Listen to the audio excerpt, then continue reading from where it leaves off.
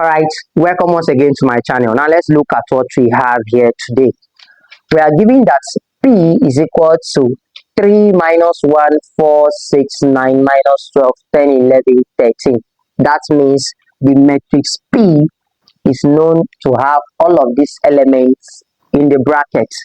Now we are asked to find P raised to the power of T. What P raised to the power of T means you are asked to find P transpose. T at the top means transpose.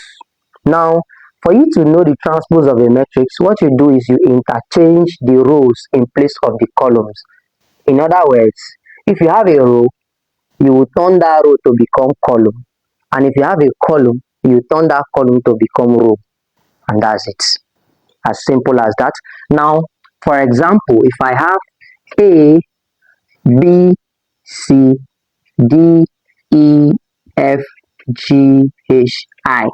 If I have all of this to be the matrix A, for example, A transpose now means that you look at this row, ADG. ADG, this row now, I will turn this row to become a column. So ADG will become ADG. The first row become the first column. Now the second row, which is BEH, which is the second row, I'll turn it to be the second column.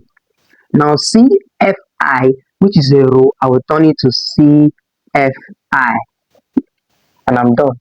As simple as that. So from this, if I have P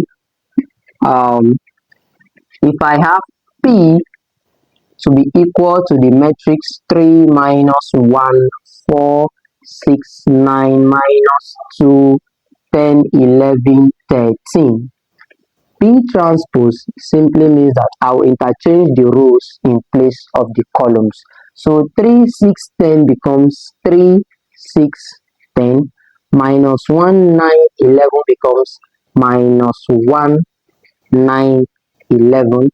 4 minus 2, 13 becomes 4 minus 2, 13. And that is the transpose of the matrix P. As simple as that. If you like this video or if you find this video interesting, share this video, like this video, subscribe to this channel, and share to 5. See you next time in my class. Bye bye.